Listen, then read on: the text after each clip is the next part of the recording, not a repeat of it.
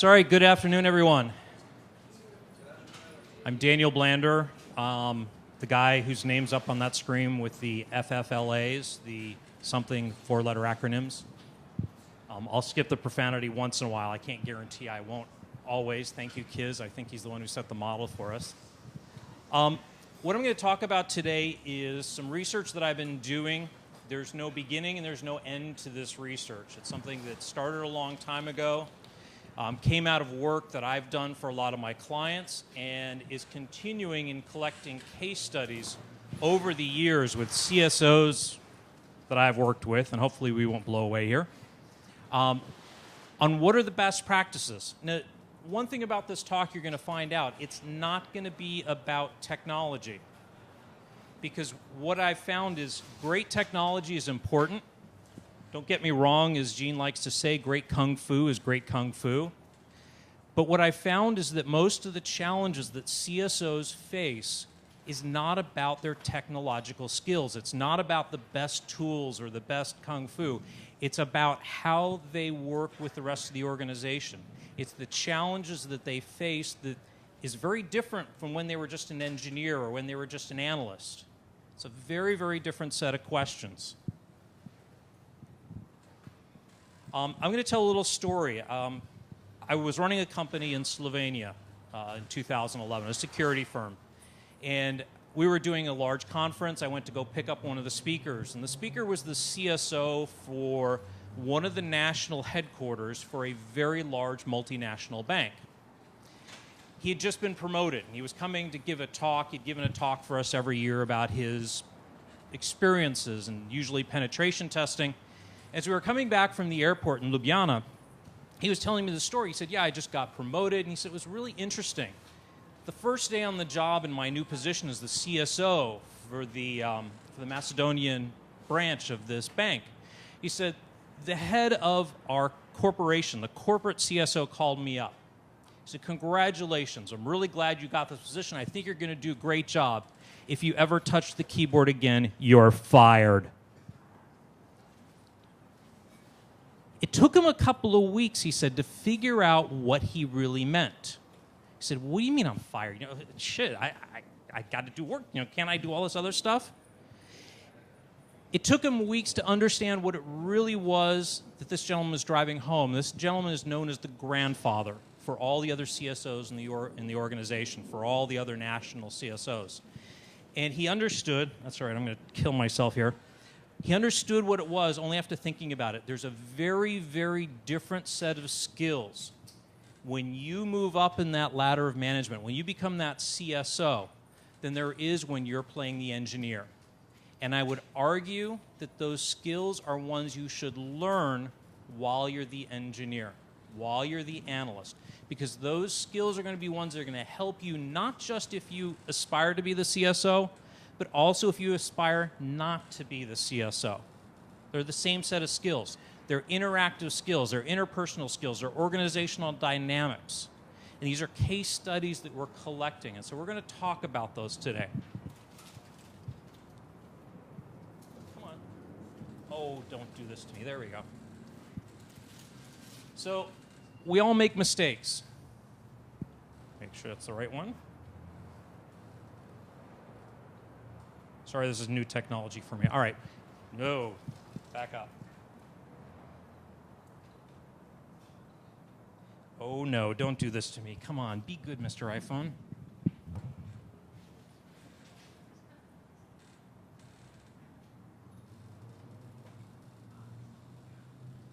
Okay. Your challenges. Come on. Hold on a second. We'll just go back and do this again. Okay. So we all make mistakes. We all make generalizations about IT or about security. Big generalizations. When I say generalizations, I mean attributions. Brent talked about this yesterday. It was great. Or not yesterday, just earlier in his previous talk. He said, sometimes, maybe, likely. Have you ever said that we're misaligned? Or we need an alignment with the business? Thank you to Sean Cordero. He gave me these as some of the generalizations he heard. What the fuck does misalignment mean? Come on, guys. What is alignment? How do you align IT with the business? Does it mean we all drive around and park between the lines in the parking space? What does that mean? What is that attribution that we're making? Or it's political. Boy, that's one that really drives me insane. Oh, it's a political problem. You don't understand the politics of this company. Wrong answer. Politics is an excuse to cover up some other rationalization, some other set of data you have about something you've stated. We just know. Well, what do you just know? What is it? Give me some ideas behind it. Or the company will fail if we are hacked. Now, the other ones were ones we heard as just phrases. This is one we tend to tell our executives we're going to fail. How many of you know the story of TJX, the breach side of it? How many of you know the stock price a year later? What was the stock price a year later? 50% higher. Woohoo! Heartland. Did Heartland go out of business? Nope. So, be careful of your attributions. I shouldn't say don't express opinions. Be prepared to back up your opinions with facts. We're going to talk about this. We spin on technology. We think technology is the answer. We get in front of an executive. We start talking about vulnerabilities. We start talking about, well, it was an SSL certification that is broken and there's a trust and it's not going to work. Whew. He just goes, what? We make decisions about risk in a vacuum. Our biggest risk is our personal data. I have a client who is exorbitantly focused on the personal data within the company. Thinks that's the biggest risk that they face. Spent literally hundreds of thousands of dollars of DLP. They never spent a dime to protect their revenue stream. Hello, wake up. That's not how it works. Focus on what's relevant. Here's one just for you, Jay. I did my risk assessment in my office with Excel using ISO 27002. Anybody know ISO 27002? Not 1, 2. You should laugh hysterically at that one. Get marginalized. I have a client I just met with last week. We had a conversation. It's a black box to us. IT is just a black box. It's over there. So when we have these conversations, when we make these generalizations, when we talk about what the risks are and how we've done it, to them it's just black box. Just go do it. But then you get the other side, which is parts of the organization that just get so tired of the FUD, the fear, the over-technology, the stuff that just doesn't seem to make sense. Brett made a mention. He said, an executive goes and buys $250,000 worth of technology, gives it to you and says, okay, security's fixed. It's done. It's over. And then they get breached. It says, wait a minute, I just gave you that $250,000 toy. What happened here? Weren't we protected? Weren't we secure? Well, they're now saying, you're just blowing smoke with me. Let's go next. Next item on the agenda. Let's move on. They don't believe us anymore. These are some of the things that we face. Here's the question. Do you ever open any of your statements or your work to examination? Do you ever state your facts, state the data behind it, state the assumptions that you're making to say it's political or we're going to get breached or it's not relevant? Understand those statements. My favorite, if you saw my talk at BSides LA, you'd know one of my favorite topics is wombats. Does anybody know what a wombat is? It's a nice little cute furry marsupial.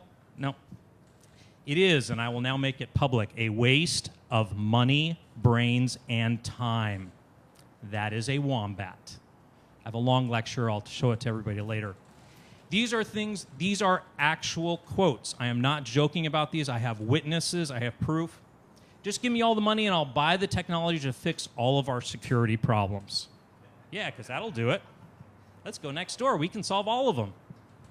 If I were in that meeting, I would have told them what their problem is. Yeah, because we know what their problem is. We have the whole landscape of all the issues that the business face, all the risks, all the things they're worried about. This company really needs to revise all the, in this case, SOX controls. There's absolutely no reason to have management involved in this process. Hold on a second. We need to force the users to do it. No. Wrong. This technology sucks. Don't treat your opinion as fact. So many times I hear people tell me, this technology sucks. A couple of us working on a project just heard it.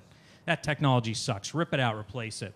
Well, why does it suck? What is it about it that sucks? Did you have a bad experience with it? Did somebody that bought it buy the wrong pieces, the wrong parts, did not interact with the technology you have? Back it up. Understand what it is, because sucks is an attribution you're giving to something.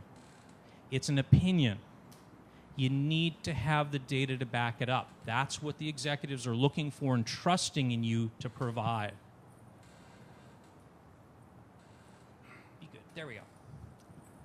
Here's one of my favorites. This is another one I just dealt with 2 weeks ago. Stakeholder, we need something. IT. Let us go back to our office and we'll go figure out what that something is, and then we'll get back to you and we'll tell you what it is.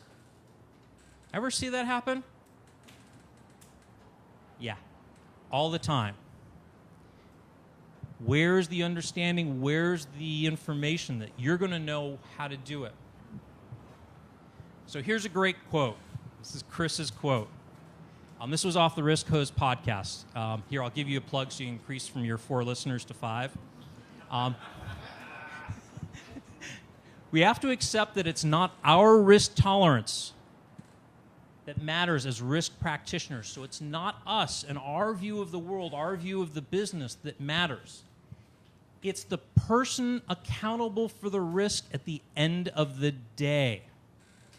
Who ultimately is accountable for risk in an organization? CEO. The line managers or line executives. They own the risk in their areas. It's them. And until you overcome that, you're almost a barrier to what you're trying to achieve. This is so perfect. Think about that for a minute. Because we have to understand, if we don't know anything about the business, we're not going to be able to help. I walked into an organization about 4 years ago, was asked to take over the security team and clean it up. And the first question I asked him, I said, so what do we do as a company? I knew what it was, mostly. One guy said, well, we do this, this, this, this. It was pretty spot on. He said, there's a few things I don't know really well, but I haven't had a time to go out there. I was like, that's good. Second guy said, what do I need to know about the business? It's not important to me. It's nothing to do with security. I don't care. Wrong answer. We proceeded to go out into the business. We spent 3 weeks under the guise of a business impact assessment, and we interviewed every line manager throughout the business and said, what keeps you up at night? What's important to you? What are the things that you want to make sure are always there for you or are working right or are the most important things in your part of the organization? Boy, you should have seen people's face light up. We got literally, I'm not kidding, reams of paper and documents and things where they talked our ears off, in one case for 5 hours, about their line of business.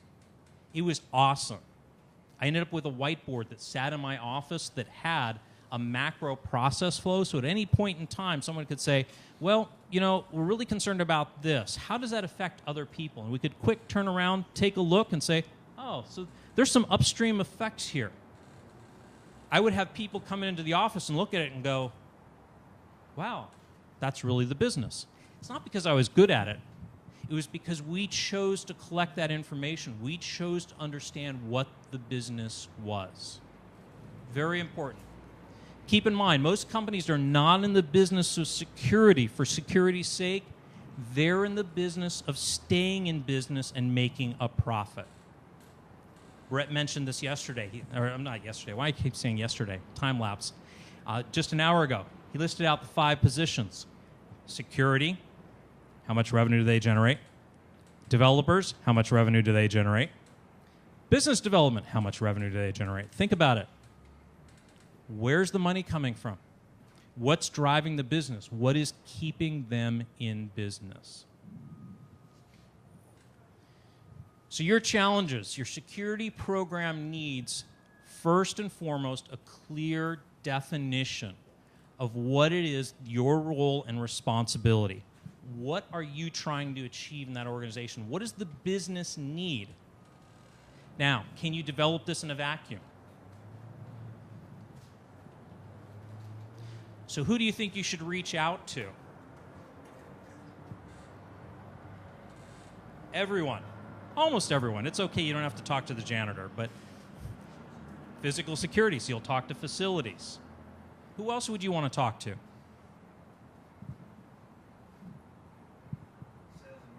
Sales and marketing. Who else? How about finance? Logistics? Manufacturing? Line management? All those teams so you understand what their concerns are about. What are they concerned about protecting?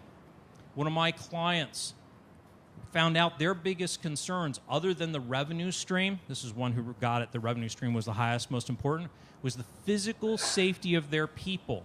They didn't want a disgruntled employee who had left to come back in and start harassing people inside the office. So we put attention to that because that's what they said was important. Get that management buy-in and get the user's participation in this process. So what do you need to do? Learn that business. Work every part of the business. There was a great discussion. Rafael Loos was on Martin McKay's Network Security podcast, and they were talking about a discussion of should a security person have a business background or security background? Correct answer. The answer is yes.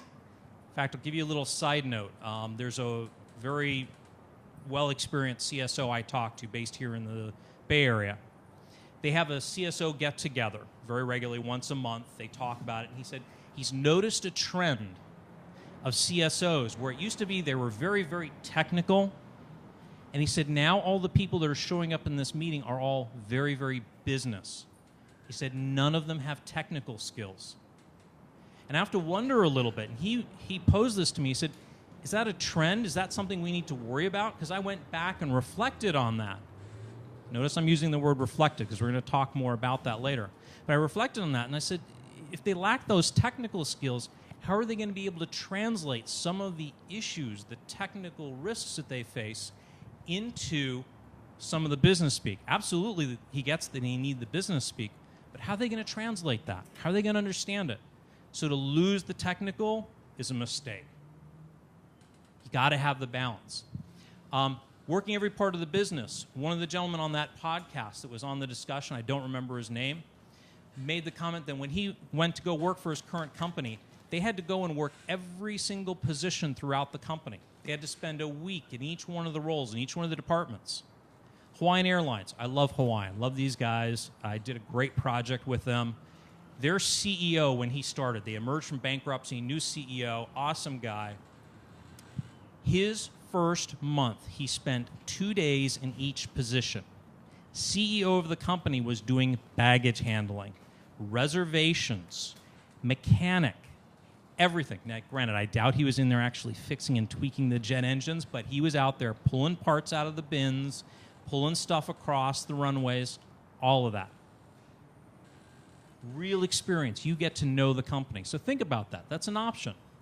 There's also the business impact assessment that I talked about earlier. Go around and ask them, what are the things that you care about, that you worry about? And you're likely to find out what are the biggest concerns in the areas. You may have input, but they're also, for once, going to have input into how you think.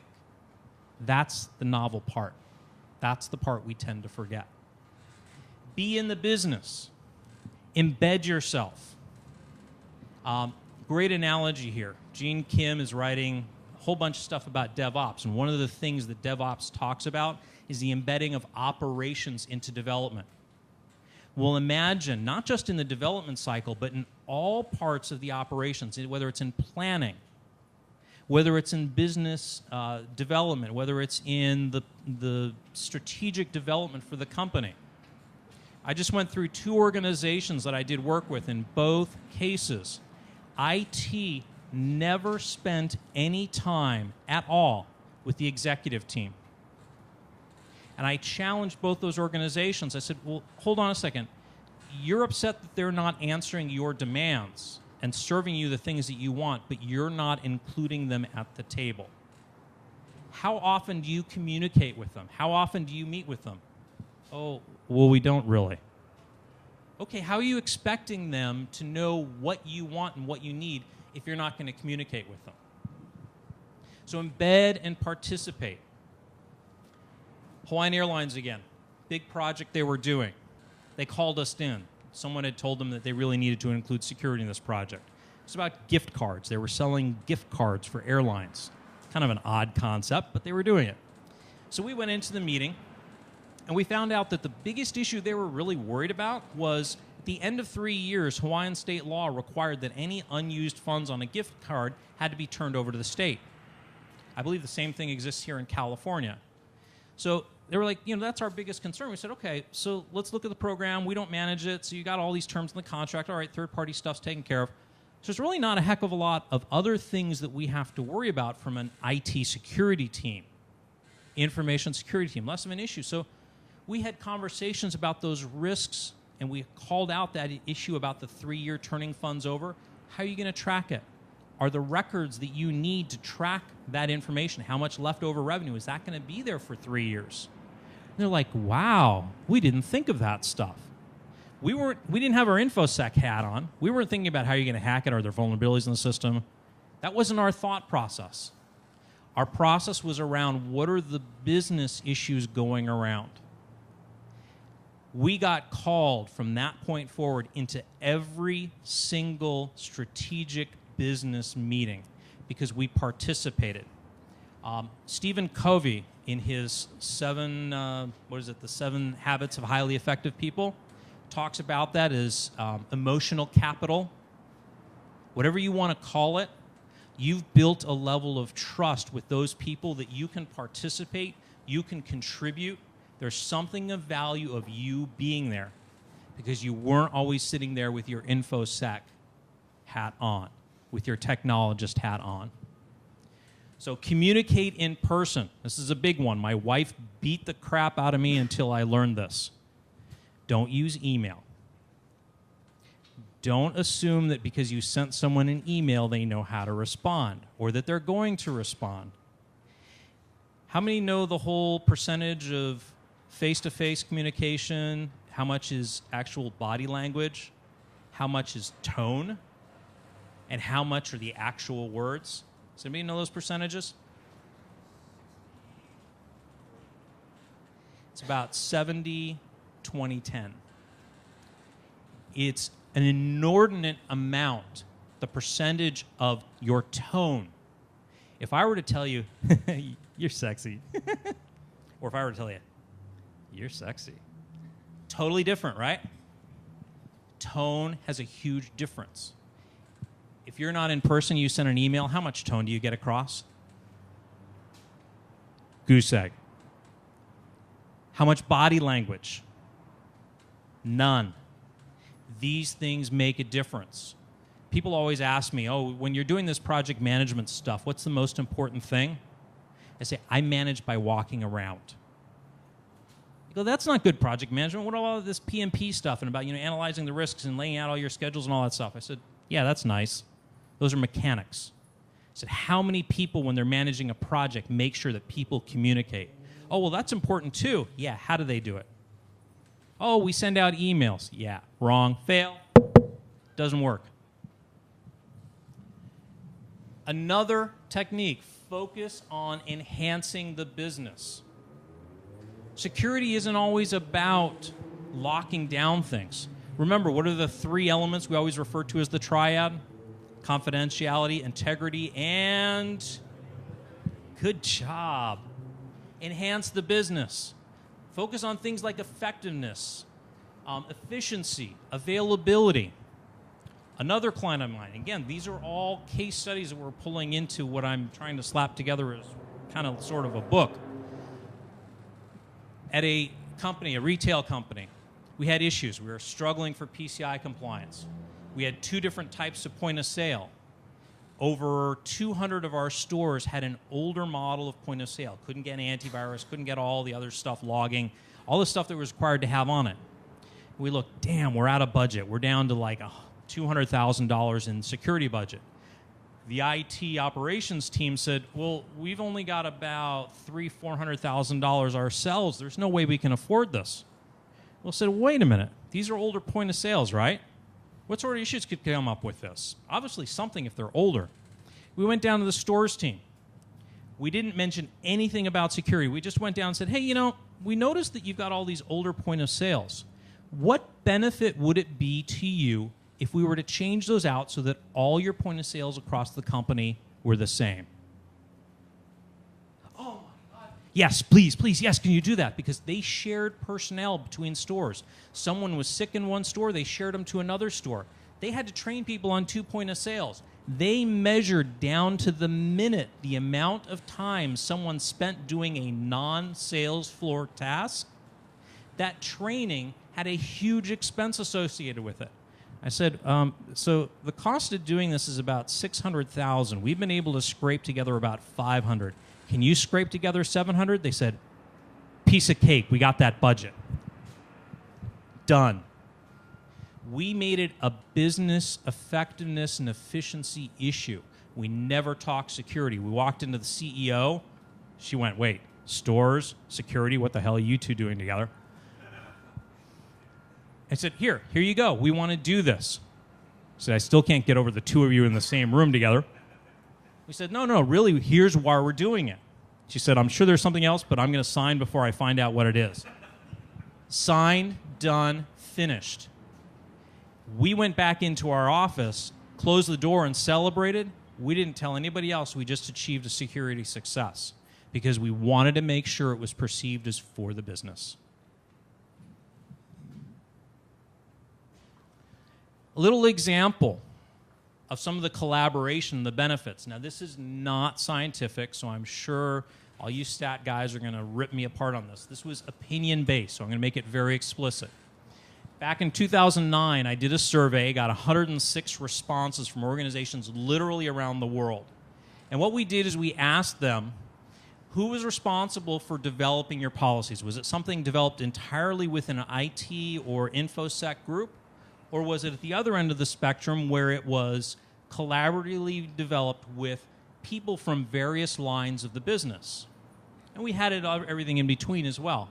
And then how accepted were your policies and how not accepted were your policies?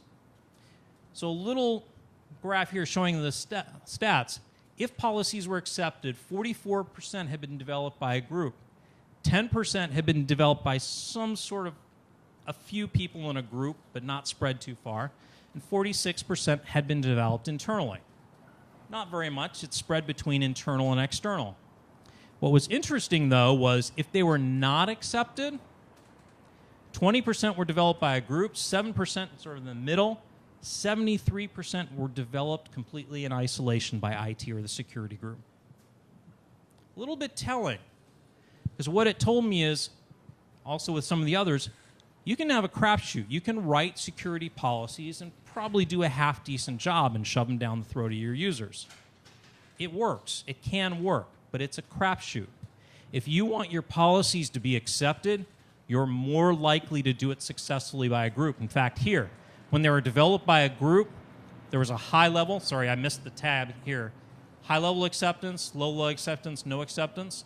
When developed by a group, 55% had accepted, 8% did not. What does that tell me? You have a higher probability of a good view of security policies, and a much more accepted view of security policies when you develop them with groups, with the business, and with the lines of business. Policies developed in IT or the security group alone, it's going to be a crapshoot. So what does that relate to? Several of the case studies that I've worked through have been where companies develop a security governance or a steering committee for security. I did this. I have a case of a healthcare company in Colorado, as well as an insurance company on the East Coast who have done this. And the result has been, in the case of the medical company, they had doctors who were running the practice, who were running the company. Little pointer. in these cases, they put together that team, and the medical groups now the doctors now understood what they were trying to achieve because he took the time to explain what he was looking for, and they got to participate and talk about what their risks and what their concerns were. At the time HIPAA hit, they had conversations about it. You know, what is this HIPAA stuff? Well, you got to keep the patient's information private. Well, what does that mean? Well, let me try and explain it to you, and you can stop me when you get bored, and you can... It became a group for collaboration. In the case that I built, we took the leads for each one of the lines of business. We said, let's have a conversation. Let's sit down once a month, and I want you guys to tell me what are the things that keep you up at night, the risks to the organization, and how can we address them? And we refused for 2 months to talk about anything IT related. No, 2 months, no IT issues as part of the conversation. No InfoSec issues. So we didn't want to talk about the PCI work we were doing. We didn't want to talk about the SOX work. We wanted to hear what they were concerned about.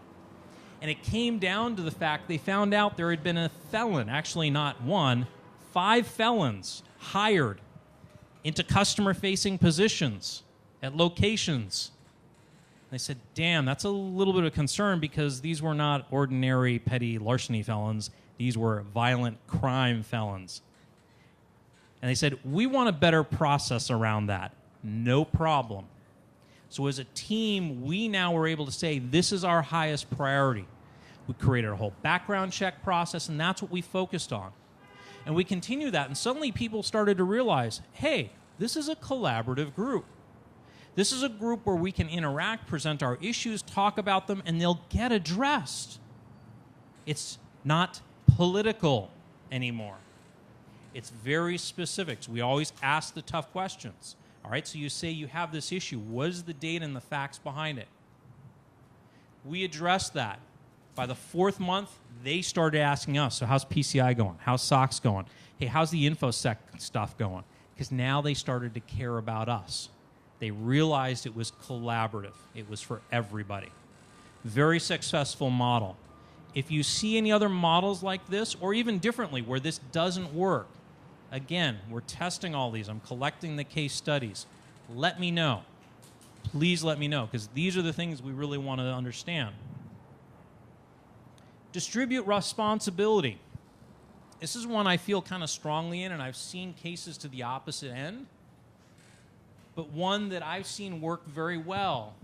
It all depends sometimes on the culture of the organization. Distributing the responsibility so that the information security team becomes more of a trusted advisor to the organization.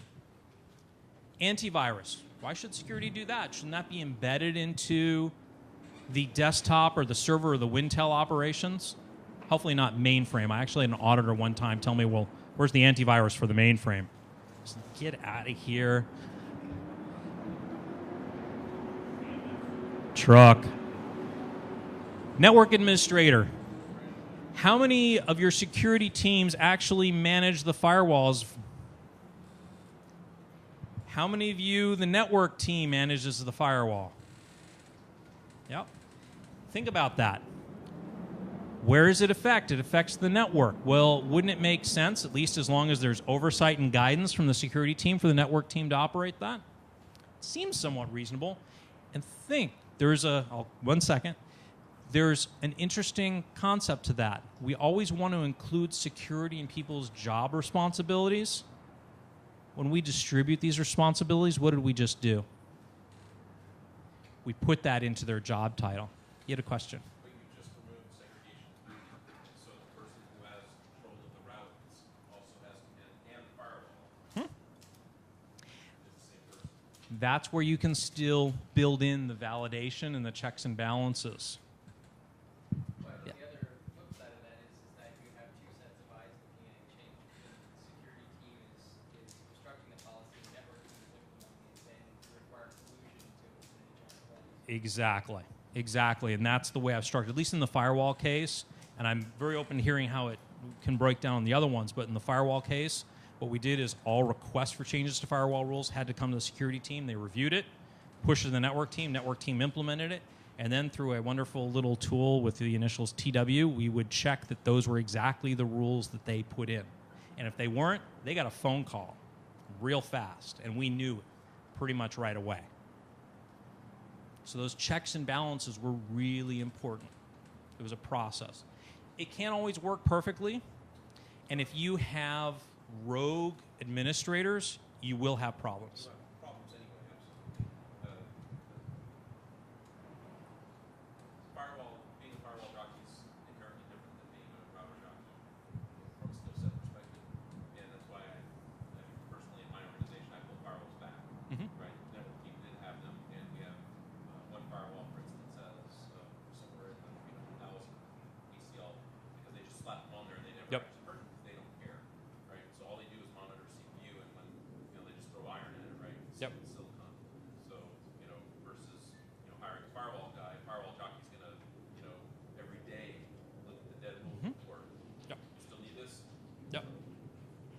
That can be one of the checks and balances. Richard, you had a Well, it's kind of a similar thing. You're going to have a lot of guys in your network that are already Cisco jockeys or Juniper guys, or they already know these command skill sets, and that's 100% their job, as opposed to the 30% of the job that the security team has to do. So do you have guys in your security team who have to be 100% the skill set, or do you have the skill set that's able to validate across multiple pieces of technology? And I want to get more case studies about this because I've had people argue the other side of it, and I want to see how successful it is. I do know that the successes I've seen here have been when it's put control and responsibility into the hands of the administrators. And maybe it's the culture, maybe it's the organization, but it's been very successful in making them think of security. A great example was configuration and patches. We told them, here's what you need to do. And they said, all right, well, we want to pick this tool. Wouldn't be a tool I would pick. In fact, I hadn't heard of it before. But they said, no, we really like it, and it will do this stuff. And we said, well, here's the criteria. Does it meet that? They said, absolutely. Here, we're going to demonstrate it does that. Wow, it does it? Okay, great. That's a tool you like. Go for it. It meets our criteria. Roll with it. So it gave them that flexibility. Now they felt participatory. Big, big difference. They're part of the solution. Collaborate on solutions. This is one of my hot buttons for this past week because I've been reading this stuff. There's a couple of people, and it might be a little bit hard for people who don't like as much academic reading, but their names are Chris Argyris, Donald Schoen, and Daniel Kahneman. Chris Argyris, Donald Schoen do a lot of organizational psychology work. They've been doing it for a long, long time. I stumbled into them back in the 80s when I was in architecture school. Yes, I'm an architect. I did buildings. Weird stuff. And I was studying teaching. Oopsie. They found over the dozens and dozens of years of research that they did, management research on best practices to problem solving. Not routine problems, but complex, unusual, one-off problems. They found, number one, don't assume you have the answer. It's referred to as the ladder of inference. Don't assume you have the answer. Number two, combine advocacy with inquiry. It's okay for you to believe in something, that what you're doing is going to reduce the risk. It's okay to think that you've got that, but be willing to have someone inquire and say, well, I don't get that. Or I think you're making an inference there. Can you explain it a little bit more? Or that doesn't match up with what you're saying. Be open to that. Illustrate your inferences and making the reasoning explicit. Data. I love data. This kind of sealed my whole data belief for me. Back it up. Understand one thing, though. A lot of times when we make inferences, they're based on a lot of historical things that we have in our lives, experiences that we have that we can't always externalize. I'll give you a very personal example.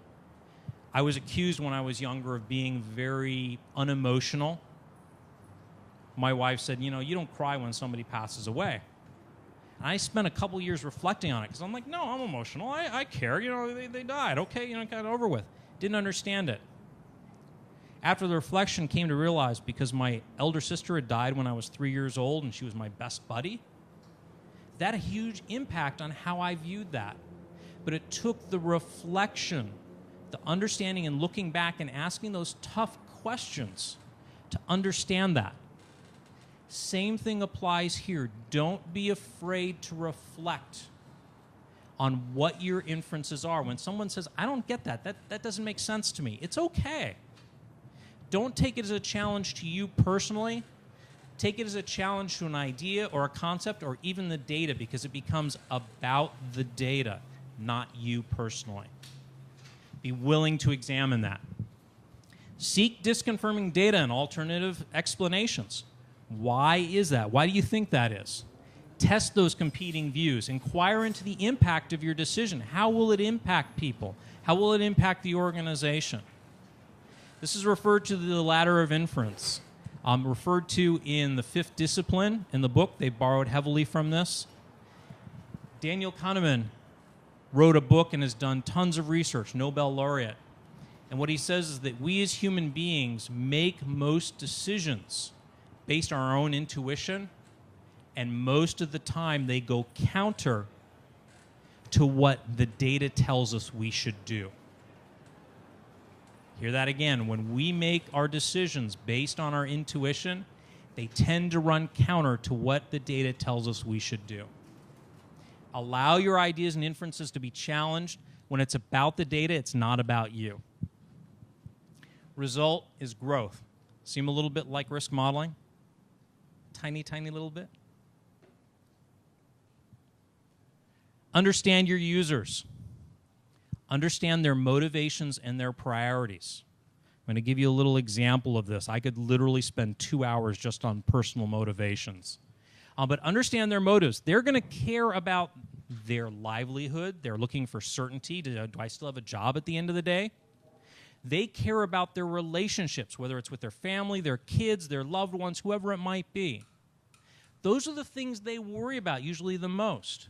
They also care about their significance. Have you ever listened to someone in your office and they just sit there and backstab and criticize people around them? And you go, man, that person's a jerk. Do you ever think of, and I know your parents probably told this when you were a kid and you got teased, if you got teased, said, you know, that person's just trying to make up for their own insecurity. Or if you want to put it in adult language, they're trying to gain their own significance. Understand these are real motivations. Maslow talks about this a lot. And if you understand those motivations and what people are trying to achieve every day and the reasons they operate, you're going to understand a lot more of what you need to do to build programs, policies, actions, tools, controls, whatever it might be, that they'll understand and appreciate and follow. Because ultimately, their goals are self-interest. Every one of us are, in my opinion, selfish people. We can't be anything different because we have to think about ourselves first. Whether it's survival, whether it's what we do every day, we're looking to satisfy ourselves. We're kind of centered around ourselves. It's just the nature of the beast. Philosophical moment. Understand what those people's motivations are. Change your mindset, that it's really about a cultural and behavioral change. You're going to be changing the culture of people, but you're going to be doing it by understanding what motivates them and fitting those pieces in so that they make that change, saying, wow, security could help me achieve my goals, could help me achieve the things I want to do. Live it and learn it. Rafael Loos put out a great post about, do you walk your security walk? Do you do the same things you require your users to do? A funny response was a lot of people said, no. Well, why not? Well, it's too difficult. Or I got better things I do. Or my company won't let me do that. Well, hello. Wake up. If you're not willing to do it, why the hell are you telling your users they have to do it? Let's ask a private question here. How many of you surf porn? Okay, it's all right. You can raise your hand. We won't tell anyone. Yet we get mad. Sorry, I'll change that. How many of you use Facebook? Yeah, there we go. A little more socially acceptable. So how many of us get really pissed when people at work use Facebook? Yet we probably also have our own accounts too, don't we? Or we put things on Twitter, or we do various other things. Live it and learn it. Walk in their shoes. Play by your own rules. Feel the pain and the complexity that you're facing. Because you have to realize if you're not willing to do it, they're not going to be willing to do it. Be ready to follow the same footsteps. Real quick, and this will be kind of the end of it, I just want to show you some of the motivations. Anybody ever read Daniel Pink's book, Drive? Cool book. What is the number one motivation for most users, most employees? What is the thing that they usually are most motivated by? It's not about money.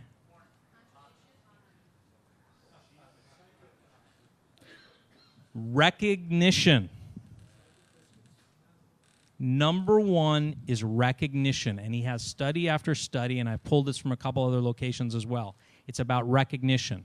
Am I significant? Am I relevant to the business? So Maslow's hierarchy, I've simplified the words, I've borrowed it from someone else, the word simplification, but certainty. InfoSec, we care about always being secure, keeping my job. Management, profitability, bonuses, keeping their job. Well, CAOs, how long do you stay CAO? Not very long. Users, keeping my job. There are probably other motivations, but it's a good example of certainty. We want to know that that thing is there the next day when we wake up in the morning. Our job is there. Our friends are there. Love and connection. Every one of us wants love and connection in one form or another. We want our families. We want our buddies. We want our relationships around us. We want significance. The negative way we get significance is we're condescending, or in security we use FUD. Man, you better pay attention to me or bad things are going to happen. Well, guess what happens, or at least used to happen? Oh, wow, security people, please help us, please help us. Not anymore, so we've lost our significance. Management, condescending, ego strut. Yeah, I'm a CEO. If you live in Orange County like I do, I drive my nice 7 Series. I've got my Bentley. And trust me, people that are making $100,000 have Bentleys down there. They live in a 1-bedroom apartment. It's freaky. Condescending, backstabbing. A lot of that behavior because it gives significance. It puts someone else down. I'll tell you a great joke later if you want to hear it. Uncertainty. We want to test new things. We want to try new things out. For management, it's a mistress because our married life is just kind of boring. It's so certain because when you have too much certainty, what's the first thing you want? Uncertainty, variety, change. Well, you're bored with your marriage. What do? You go out and get a mistress because it's uncertainty. If you value uncertainty, that's what you're going to do. Promotion, take on new duties. Some people are willing to do that to satisfy their certain or uncertainty. We build on all of these. These are all sort of what I call the 4 basic needs that you need to build up. Fundamental. Everyone has each one of these in a different percentage or a different value. Some people really care about certainty. My 2 favorite, uncertainty. Ask my wife. Drives her absolutely insane. I cannot stand certainty. If I get certainty, I'm out of there. Love and connection, number 2. Number 3, I don't even have the number 3 that's on there. I could care less about the significance. If you want to ignore me after this, it's fine by me. Growth and contribution. This is where you make the difference. Growth and contribution is where you make the jump. If you can grow, and growth isn't always pleasant, it's sometimes painful, and if you can help somebody else by contributing to them, you make a difference. This was Maslow's self-actualization, that highest level. Surprisingly, you can operate there if you can conquer and understand these. I put this up here for one reason. When you look at a user, when you look at your organization or management, understand their motivations. Understand what they're looking for, because when you understand that, it's much easier to fit the pieces in, how to address and how to make them feel that security is valuable. As a CSO, you have to take these tools, and there are probably others that we're going to discover as I'm doing my research, but these are the ones that I found so far. The collaboration, defining your role, distributing that responsibility, understanding the business, and understanding people's motivation that I found to be the most powerful sets of tools. That includes the executive level, middle management, and the end users. When you can do that, you will make the leap from being a security practitioner to someone who can lead an organization. If you can make that leap, then you can be the CSO. Thank you.